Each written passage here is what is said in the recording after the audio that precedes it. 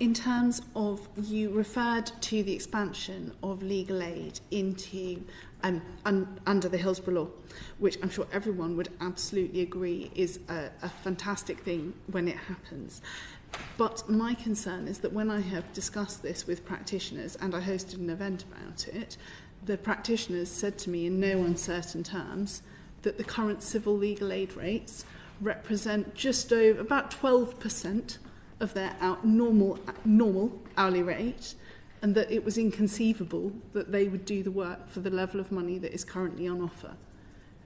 Where do you think the practitioners will come from to provide this service? And do you have concerns that you are creating a public expectation that groups of bereaved families who have been through absolutely horrific circumstances will actually find re-traumatising when they discover that the services they've been led to believe they will be able to access simply don't exist?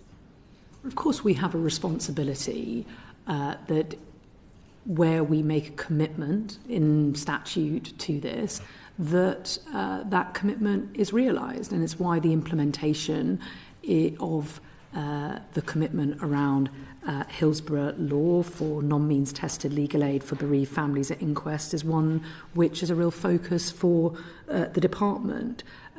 Part of that implementation involves consultation on the fee schemes to which you refer, and about getting that set at the appropriate level. It's about issuing new contracts for this area of work, which is an area into which legal aid providers, some will choose to move into, others may not.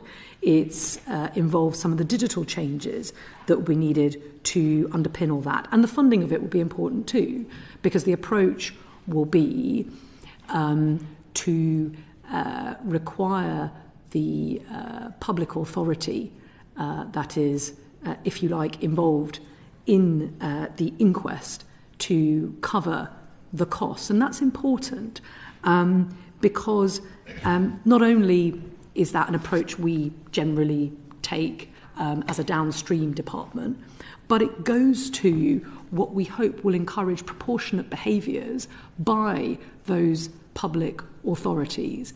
If they're going to have to cover the cost of the legal aid for a bereaved family, then, putting it very crudely, rather than coming all silked up with, an army of lawyers, that makes no sense. If you're going to have to, you have to look at the matter from a proportionate way and say, actually, does this really necessitate that, given this commitment to the principle of parity of arms, and that we are going to have to cover the cost of the representatives and advisors of the bereaved families. And I think that provides some level of proportionality to the whole approach. I don't doubt that this is a significant challenge, and it brings me back to what I was saying at the beginning. There's no point in having these rights on paper if we can't deliver on them in reality. And I certainly don't want to be in a position, I've got no interest whatsoever in being in a position where we're letting down those families twice over.